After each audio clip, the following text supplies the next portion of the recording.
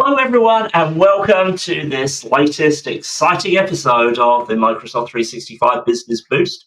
And it's a bit of a special time of the year because it's that time where all of the tech companies are announcing stuff. We had Google I/O, we had OpenAI, and we have Microsoft Build that's going to be starting tomorrow. So in this episode, Therman and I are going to be looking at some of what's been announced, our concerns about it, and what we think Microsoft might be talking about starting tomorrow. Listen, a lot has been going on, and I know there's for any returning viewers, there's a bit of a running joke here that we can't let a show pass without talking about AI. Can anyone let a week pass without talking about AI? Yeah. Matter of fact, I just saw somebody saying that these companies are trying so hard to integrate AI that they're rushing and not even giving it a full thought. It's getting out of control. So, in true Microsoft 365 Business Boost fashion here, we're going to be talking about AI today. A lot of stuff came out this week. So, Nick, I'm gonna let you talk to us about what happened here. What caught your eye this week? So it's an interesting time of year because we always get a lot of announcements around this time of year. We've got as this goes out, Build will be starting tomorrow. So that's Microsoft's round of announcements. But there's been some interesting things. So let me share some stuff with you. So I don't know if you saw this, Therman, but there was a recent announcement from OpenAI. And I'll just show you a few seconds of this. So this was their announcement. And if you see, there's this little icon on the bottom right of the ChatGPT app, and this will open up GPT-4o's audio capabilities. Hey, ChatGPT, I'm Mark. How are you? Oh, Mark.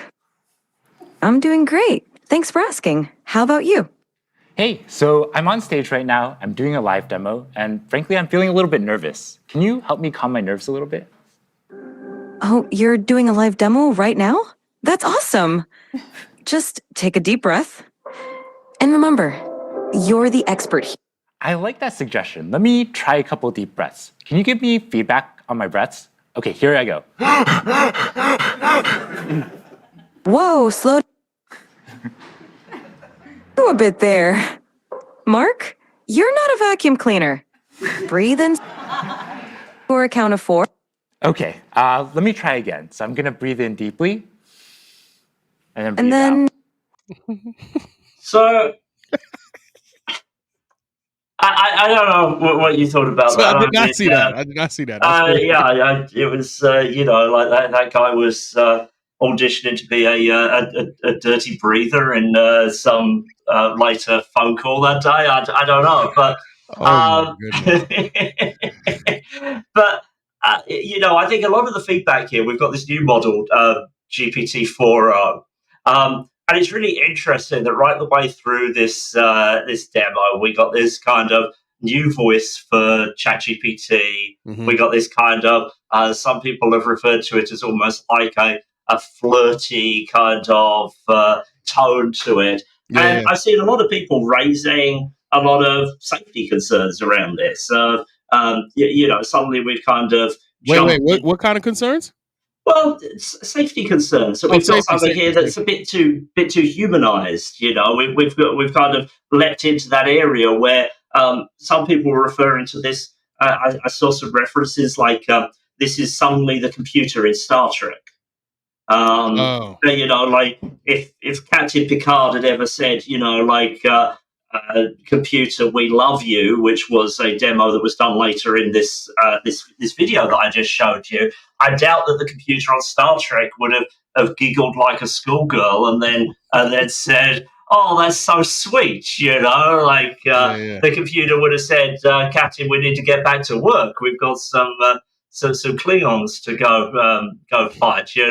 So I just wonder what is going on with this. That suddenly we've got this kind of personality coming to ChatGPT, and I'm not so sure it's a great thing. Like, do you want Copilot giggling at you in the future as you do your work? Yeah. So me personally, I don't need that. I don't need my my Copilot giggling at me. You understand? But Let me ask you. You said you mentioned Star Trek. Have you ever seen the movie Her? No, I haven't, but I've seen people referring to that. Is this something I Nick, should watch? this literally sounds like Her. I think in Her, the actor's name is Scarlett Johansson. I believe that was Scarlett Johansson, who was playing the voice of the woman in the device.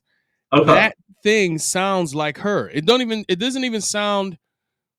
It's not like I'm saying, hey, they're saying the same words. I'm talking about literally her voice sounds like very close to Scarlett Johansson's in that movie.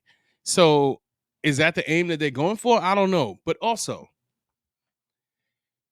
I hear that and don't give it a second thought, right? Like I'm just like, okay, look what they're doing. You know, they're giving a woman's voice. It sounds a little flirty, whatever. All right, whatever. Who cares? But if a woman hears that, I could easily see a woman being like, wait, why are we doing this? You know what I'm saying? Like you think I want to talk to a woman that sounds like she's half flirting with me or whatever? It's when people are in a room making a decision, this is one of the reasons why you need diversity. Because this could easily be did they make a man's version of this? So I'll at least say that I don't know that if they've made a man's version of it. I don't know if you could choose. I don't. Or I mean, choose. Yeah, I don't know. with some of these, you can choose. I know Absolutely. that's an option in some places. I don't know if that's an option with that. Certainly, when I've been playing with this on my phone, I don't have the app that they're showing here yet. That's going to be coming out in the next couple of weeks.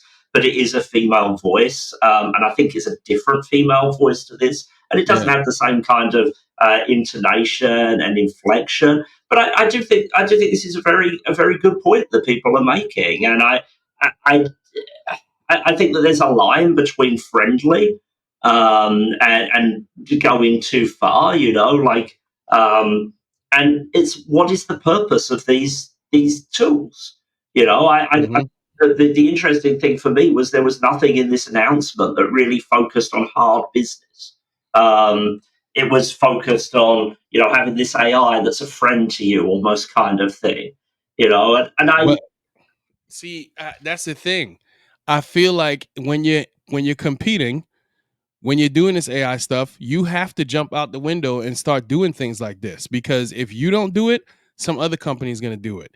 Making your AI more human-like is a goal. That's just the thing. In their head, they're like, the closer we can get it to be like a human, the better. So hey, we even got this woman who has like this soft touch voice, who she makes me feel good while I'm working. This is a great voice. It's probably what they're thinking. You know what I'm saying? And this is 2024, the middle of 2024. They're not going to stop. You know what I'm saying? This stuff is not going to stop. I can guarantee you that. They have a goal, an overarching goal in their head that says we have to get the AI to sound more human-like. So I'm not, shaking my stick, old man guy. But to be honest, this seems to fall in line with the way things are going. You know what I mean? It's just gonna be a thing. Now, again, I hear it and I go, oh, that's interesting. You know what I mean? And just keep listening to see the utility of it. Like I want to see how it works. Cool.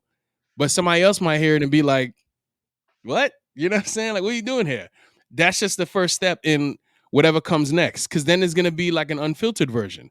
There's gonna be the one that, that eventually can say whatever. So it's not even a clean version. They put on a dirty version. Then there's gonna be the one that that if you have the ability to train it to be offensive on purpose. All of those other disclaimers that they have right now start to get eroded over a while. Just like our security, our privacy. Our privacy using these apps has been eroded over a long time. So look, I don't know what they got up their sleeve, but this seems to fall in line with it. And I think all you have to do now is combat it. Like, how do you where's HR in this? You know what I'm saying? Like, where does HR step in and say, okay, listen, y'all need to relax? Well, I mean, I think if you saw this as if you see this as the intern, right, in your office, then as soon as you start writing on a sheet of paper, I heart whoever the intern is, and showing that around the office, then that's when HR would step in. But I think it's an interesting question, and that was a demo that they did later on in this video. But I think the interesting thing is this for your personal life or is this for your business life? And I know that there's that kind of that line that's there right now. But if you think about it, like the tool that we use for email, so if you sign up for a personal email account through Outlook.com, then the tool that you get to manage your email is much the same as the tool that you get if you sign up for a business account, right? It's just the same thing with some ads. So we already have this kind of precedence of the things that we use for business are useful to us in our personal lives as well. And then we have other stuff that's kind of outside of that, like you probably wouldn't have a Netflix account for work, right? But there's a decision that these companies need to make around, like, what is the type of tool that we're building here? And how relevant is it going to be to each of these different scenarios? My concern with OpenAI is that they have to push down this personal value route because they don't have the data that companies like Microsoft and Google have. Like this isn't that useful without the business data behind it from a business purpose. So all they can do is make their tool more friendly and more, for want of a better word, kind of flirty and engaging and so on and so forth. And that's not to say that everyone is going to be engaged by that kind of attitude, but I'm sure they have. They have tested this with potential users, and I would be highly surprised if they haven't tried different tones, different voices, and so on and so forth. Market tested it to see what gets the best responses. And concerning to me is, have they also tested it on what gets the best engagement? Because the thing with YouTube, for example, is they're not interested in what is necessarily the best video. They're interested in what is the video that's going to make people watch the longest. Right. And is this the same thing, that they're not actually interested in what is the best voice? They're interested in the voice and the tone and the types of responses that are going to make people continue interacting with ChatGPT versus going over to Gemini or going over to Copilot. Yeah, and they got to consider who their audience is. So if the primary user of their tool is men, and then men want to hear that voice, they have to cater to their audience. I don't know if they've done that research and figured it out, but I believe they know the gender of the when you get an account. I believe they know the gender. I can't remember. I signed up so long ago. I would imagine. I mean, they can get other signals, I would imagine, that would help to understand that. But I think that feels a little. I mean, we're just going down the same road again that we went down with internet advertising, and now going down that road with AI, right? Yeah. That's what I'm saying. It is that story that I keep telling about the kid, my friend's son with the hologram teacher. That's the AI teacher. I keep telling it not because I think it's some cool idea that I need to do or somebody needs to do, but because of what's available. I'm thinking, how could they not do that? And if anybody doesn't know what I'm talking about, if I go real quickly, I think in the future, schools might sign up for a technology that allows kids to have their own personal AI tutors. They make their tutors in their own vision, and they take school from home. So they wake up at whatever time they feel like. They go inside of a room. They press a button on a device. This device shoots an image up that's a hologram of a teacher that they have built in their own image, and this teacher knows a bunch of information, and they interact with the student, where the student gets to do whatever they ask, whatever they want, learn whatever they want at a certain time, and the teacher drives a curriculum, and it doesn't take long. So the teacher doesn't need any smoke breaks, doesn't need any lunch breaks. The technology has already been licensed, so I don't know what the payment is like. Like, it's just not saying it's going to replace teachers, but I do believe teachers will work in tandem with these models. And I'm just like, I'm not running around saying, hey, we need to do that. I'm saying you need to keep your eye out because things like that will start to happen, just like this right here. I don't know who's in the room. I don't know what the age of the people are in the room, where they're from, how they think, all of that stuff. I have no idea, but they're driving big, big influence right now with their hands all over AI. So they were like, oh man, this is gonna be cool. To where like this is an indicator for me. If you go out in front of a crowd and you do that breathing exercise, your brain works differently than mine because I'm not doing that. You know what I'm saying? So it's guys like that that are so close to the technology that's being driven that he's able to come out and do that demo. So he's in that room, and this is no judgment on him, but I'm just saying, your brain has to work differently to think that that's a good way to.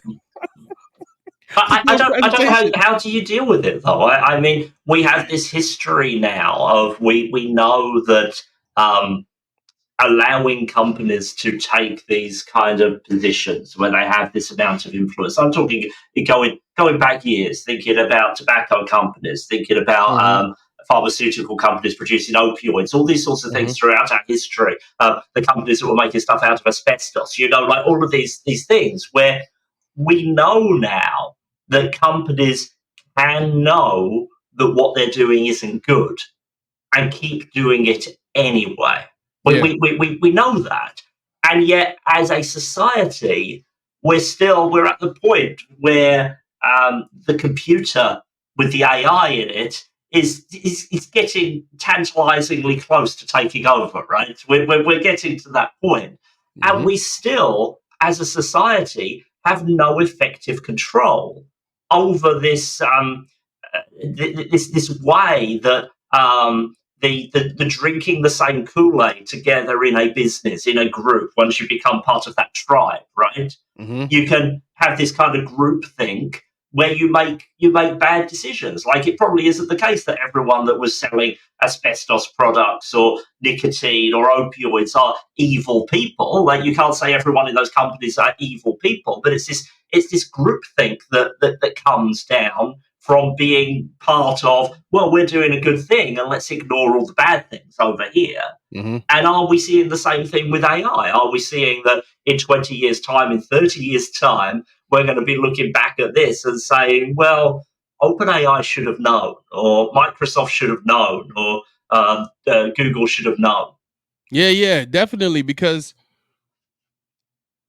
okay, so if you think about, like you said, the tobacco companies, right?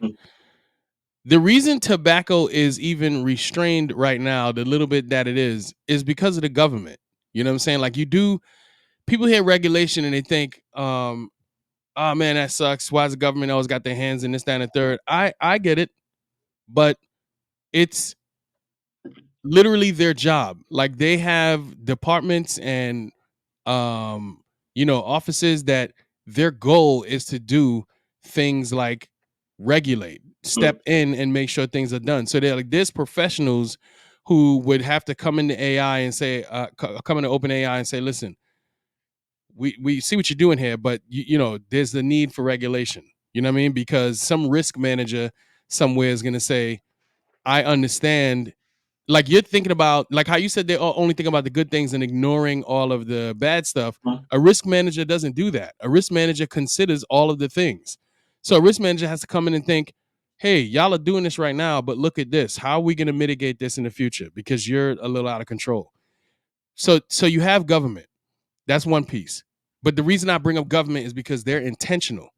When you have other people who are in certain departments and they're like, hey, we need to stop this, or they're on a crusade or whatever, they don't have the backing that the government has, but they're also intentional. You know what I'm saying? They're intentional about stopping this, where I might come on the 365 Business Boost show, say that what I just saw was crazy, and then go back to living my life. You know what I'm saying? It's not my job to infiltrate and regulate, but the government and those other folks who create these programs, they have to do it. It's their job. So you need that. That's the only thing I can think of. I can't see someone in that room saying, hey, y'all need to relax. And then them saying, hey, you need to relax has no power behind it, and it affects profits. So nobody's going to relax. You know what I'm saying? They're going to keep on pushing this. And only thing you can do is educate.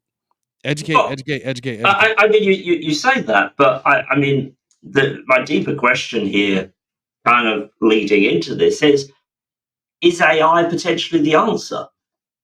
Like I think to this problem, and not to just this problem in the IT industry, but to this problem overall. Like there were probably those people in the room back in the days of big tobacco, that were raising the concern. There probably were those people in the room when Facebook started looking at how much engagement are they getting from kids, or these other things that now objectively we can say that probably a wrong decision was there.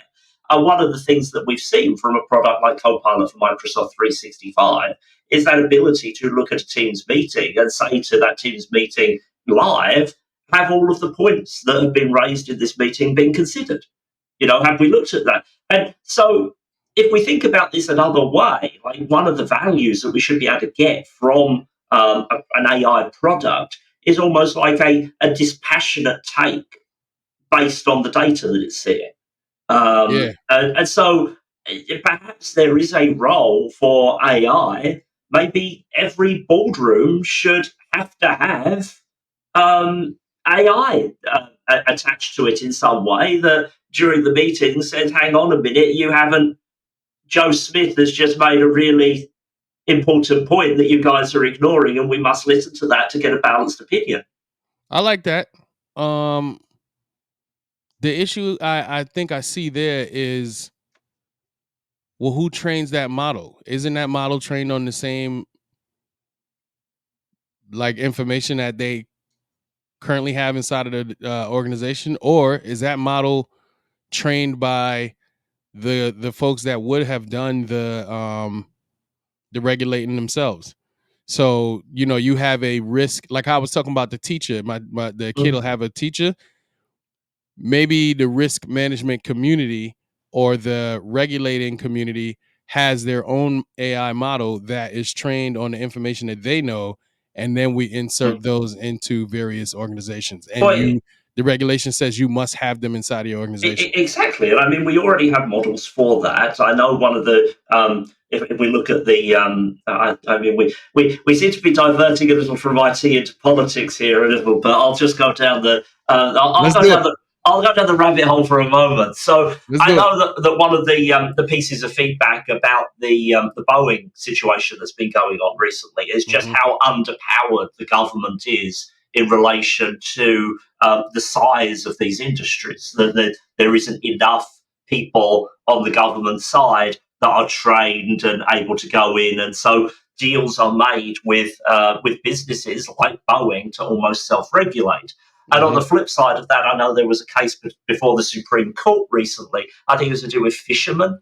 And they were mandated by some kind of government regulation to pay for a monitor that would be on their ships when they went out to fish. I may be getting the details of this a little bit wrong, but they were upset that they were having to bear the cost of having those monitors monitor them while they were doing their work. Well, maybe AI provides the answer to that in some situations.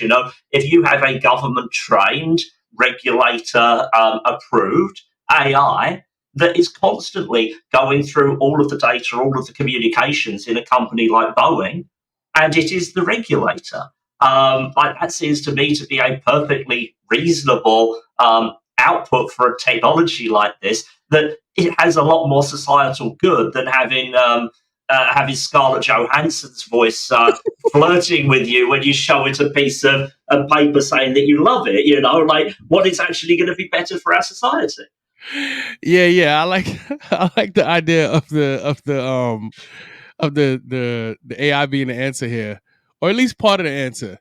Because what you explained there is actually pretty cool. I like that thought process. And I'd also be a little surprised if that's not even like at minimum on the table today. You know what I mean? I don't know. I personally, everything I think has the multiple sides. Great programs can have, people are involved. That's just how it is. So like a great program, everybody knows about welfare. Welfare is a good program. You know what I'm saying? It was started to help people, and it's just like, that's just what it is. It's a good program. But the people are involved. And so some people will get on it and be like, all right, I need this to, get on my feet. Things suck. I'm good to go now. After a certain period of time, I'm good. There's other people who might get on welfare and and abuse the system. You know what I mean? But they're able to abuse the system because of the way that the system is set up. And that's just how it is. Right now, AI has a bunch of good people coming up with good ideas, or quote, good in my eyes, good ideas, useful ideas. They have real utility in the world, and specifically in the business world. Cool. But with that same technology that itself it's not bad or good inherently. It's just a technology. That same technology, other people get their hands on it and they are doing all kinds of crazy things with it that you could look at as unethical or call it, quote, bad or not good. That's just how it is. So now, with all of the examples that we have throughout history, like you were naming, Big Tobacco and all the rest of these folks, where did we get it right? Where did we get it wrong with those folks? Because to this day, there's still companies in America who can sell foods with like these weird things in it, and in other countries you can't. You know what I'm saying? So people need to regulate, specifically the government and then other people implementing their programs, in order to slow this thing down and get a handle of it, because it has the potential to be freaking Skynet and Terminator 2. You know what I'm saying? It could be that. Why can't it be that? The other day I'm walking through the mall and I walk past a Tesla store and I see a robot standing in the Tesla store. You know what I'm saying? It's just and my son is like, "Oh man, look at this. They're taking over." What was the robot buying a Tesla or just Just standing window there. It was just shopping? standing there. The robot was just standing there. But in the future, who knows what that robot could do? You know what I'm saying? We could have you remember the Jetsons? Remember Rosie, the maid? She was AI. You know what I mean? And she was great. Like, she was their AI companion. That would be cool. But if our AI companion in the future says, I'm smarter than these humans, I don't need them. You know what I'm saying? Who knows? Who knows? I don't mean to, be Mr. Negative, but who knows? Yeah. Where people running rampant.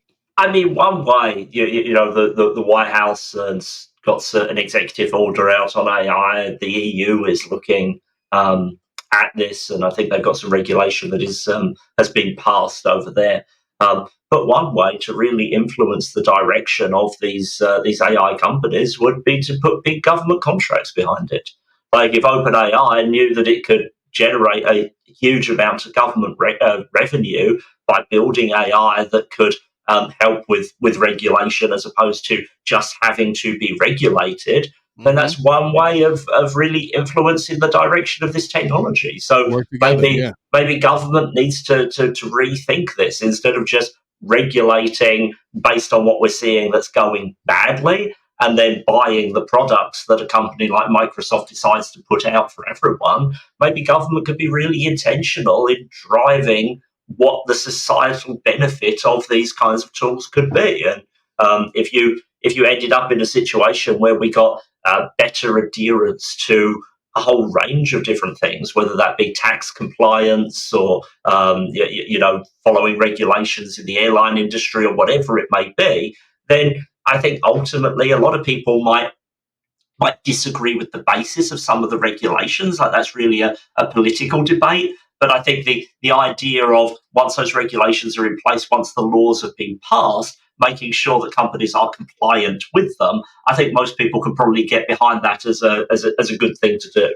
I agree with that, actually. And I want to get somebody from the government on the show. I want to talk to somebody. Okay, well, it's election season, so shall we try Biden first, or that's too high up the chain.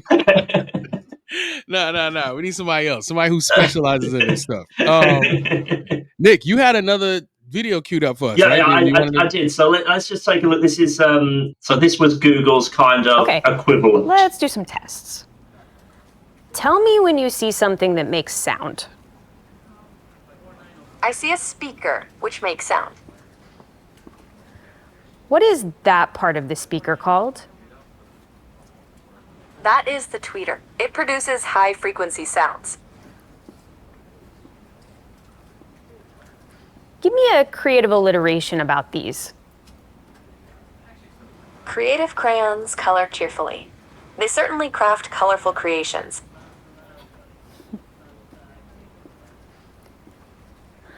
What does that part of the code do? So you can see there that they had something similar, but not the same. I mean, you can kind of see, and it feels like there's a little bit more like professionalism and like usefulness of what that we're being shown there initially. Yeah.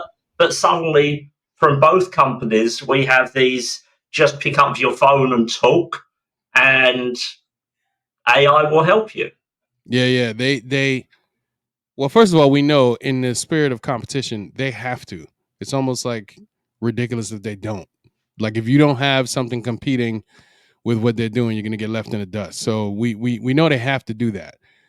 But my take on this is just they're showing one thing, but I'm pretty sure it can do other things. So if I picked up that phone and if I used it on, let's say I was out in public and I could probably look at someone's hat and say, or look at if I was interested in purses, look at the purse, just hold the camera to the purse and say, hey, where did this purse come from? How much is it? You know what I mean? Like, help me find this so I can purchase it. You know, like how if you currently you look at pictures online, you could try to figure out where people bought this thing. Yeah. But you could just, be riding a train in the morning to work, hold it on somebody's purse and say, where did they get this purse? How much did it cost? But who's to say that you can't use it unethically? You know what I'm saying? There's got to be, I'm sure there's some way, I can't think of it right now because, my brain doesn't default to being unethical. But I can't think of a way that they can use it in a way that just doesn't, pass the test. Well, interestingly, but later on in the demo, they moved on to wearing glasses as opposed to using the phone as the interface. I've seen that. And I mean, that takes us back, was it 10, 12 years ago that we had Google Glass? Was that what it's called? I thought it was Lens, maybe. Google Lens? Can't remember I can't now. remember the name. So long ago, but they had the glasses, and then everyone was freaking out because people were like wearing them out in public, and everyone was getting very upset about it, and the product kind of disappeared. So the question is, are we ready for that? Now, I love the idea of that product back in the day, and I love the idea of that product now, because one of the things that I really struggle with is I'm really bad at remembering people's faces. I'm terrible at it. Like, I'll meet someone, chat with them, have a nice conversation. 2 days later, I'll run into them somewhere else. Like, it's not that I can't remember their name. Like, I have no clue that I've ever seen that human being before in my life. Like, oh man, like I have absolute, like, get away from me. Why are you coming up to me? Don't talk to me. No, I don't want to buy anything. Like, that's kind of like how bad I am at this. So the idea of having a pair of glasses or something else that I could wear that would remind me of, the conversation that I'd had with that person 2 days before, this person, they're not trying to sell you anything. Just an alert like that would be fantastic for me. But I know it creates concerns for people. Absolutely. And it was Google that was at the forefront of causing those concerns last time around. I just want to say, let me just say, when we saw the view from Terminator's point of view, that's what he could do. He could see things, analyze it, and get some information on his computer right in front of him. And we could do the same thing with those glasses. Eventually, I'm sure to get as deep as that. But yeah, to your point, imagine if when you met people, you said, hold on real quick. Let me just bust out my camera real quick, take a picture of your face just in case I forget who you are. You know what I mean? Your glasses managed by Google is keeping track of someone else's face inside of Google's system. Yeah. That's sitting on your face. And now it's with shades. So it's a little bit more, sneaky, because you're not going to bust out your phone and take a picture of it, but you can just easily, tap your glasses or whatever it is that you do to get the picture. And that's some scary stuff. You know what I mean? Like, I'm not saying that, your neighbor is like some type of criminal, but if I saw my neighbor with my shades on and I was just doing a quick check and I said, hey, run this guy, through your system, what you got? And then it starts telling me, 2 years ago he lived in Florida and he bought a home down there, but he got into a little domestic violence situation. So now he moved up to, Maryland and he's trying to get away from that, whatever, because people were down there taking pictures of his face. That is crazy. But again, it's a reality. And my thing is always education, because there's people running around who don't know about these things. So it's like educate, so you can know that it's available. But then also on top of that education, that's my thing. My thing is education. But something like we were talking about earlier needs to be regulation versus education. People need to step in. The government needs to do their thing. And maybe AI again is the answer. I like your idea about AI. I never thought about that. It's a really good idea. In all types of industries. But yeah, we need regulation, to be quite honest, because I can't think of something else that has the power, the scale, and the access to resources that can make real change to regulate such an industry, because it's crazy right now. It's out of control and it's moving really, really, really fast. You saw It is. late last year when it was like 13 million apps coming out every single day. And I'm sure that didn't slow down. It's crazy. Well, yeah, I mean, you can build them with AI now, so you can really the just exponential growth. So we've looked at OpenAI, we've looked at Google a little bit. We have had concerns about both of these. Well, next up is Microsoft, because we have Microsoft's Build event coming as this goes out. It'll be starting tomorrow. So what do you think we're going to see from Microsoft? I would be very surprised if we see Satya Nadella chatting with Scarlett Johansson at the start of the event. So what do you think we will see? Well, there's probably going to be this hold your phone and look at a picture thing and get it interpreted immediately. The fact that OpenAI had it and they're showcasing it right now, I would be a little surprised, and Google, I'd be a little surprised if Microsoft didn't have their own version of this. Now, the utility of it in the workplace, maybe I'm a construction worker. Maybe I'm on a site and I'm a safety advisor and I got my phone and I hold my phone up to this area and I say, do you see anything I need to be suspicious about here? Yeah, you have a lot of oil in these vats. You probably want to move it to a different area, because if this oil spills, then, it could cause a chemical reaction with blah, blah, blah, whatever.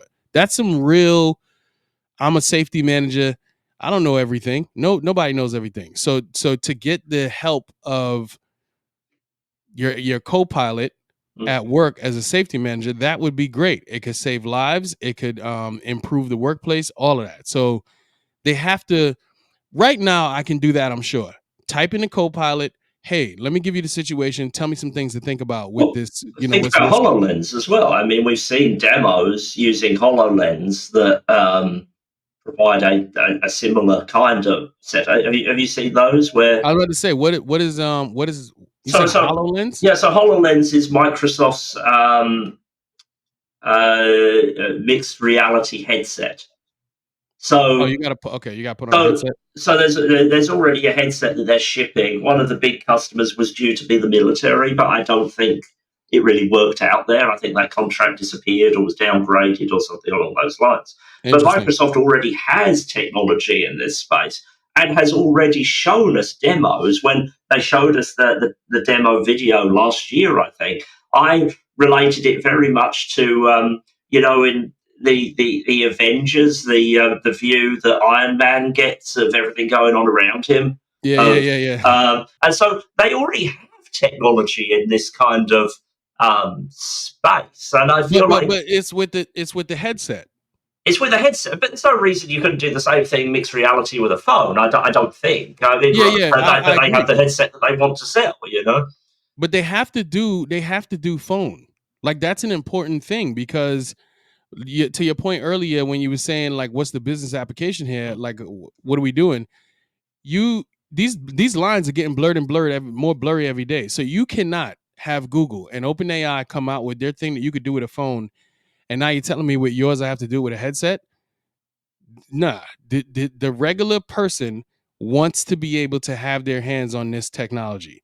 And if you don't make it available the way that OpenAI and Google does, where I can just hold my phone and do it, you're gonna lose me.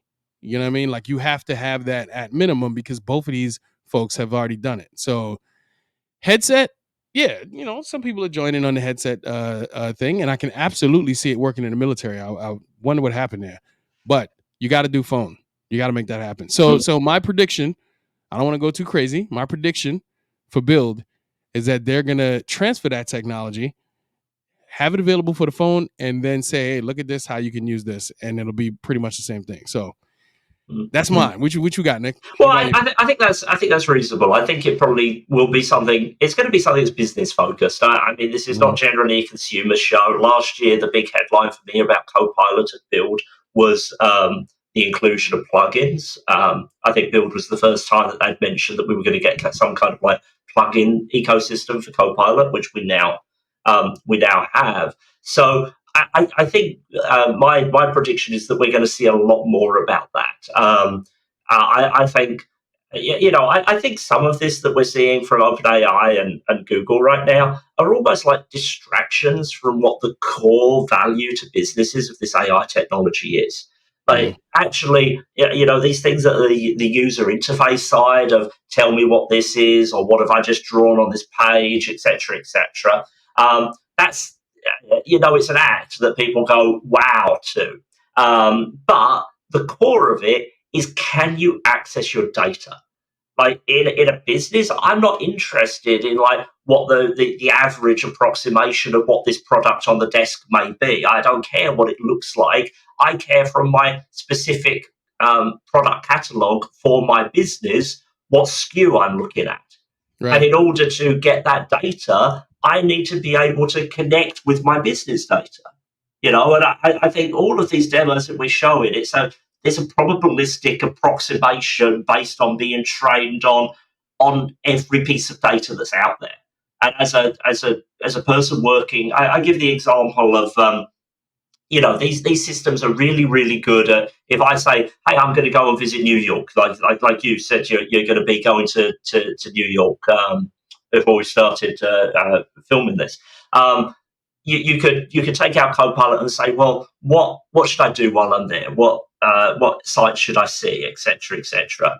And Copilot, ChatGPT, all of these are going to be fairly good at giving you a pretty good answer. And that's because there's a lot of information out there about that, and it's because that information is pretty much settled. Like, some people will think that one tourist attraction is a bit better than another, but in general, there's not like different sources that are detracting from one tourist attraction versus another.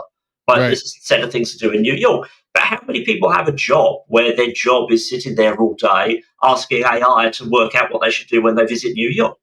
Like, your job is, I'm a plumber, I have a specific price list for my products that works with my costs, that works in my community, that etc., etc., etc. I'm not interested in what the average response is for every plumber on Earth or every plumber in the United States. I'm interested in what my customers need, what my price list is, what my capabilities are, what my unique selling point is. And these AI tools that we've got, the general AI tools, are really bad at that. So we have to see, how do you get data into these products? We need more and more and more of that, because that's where the value is going to be for business. Nick, here's the problem with that.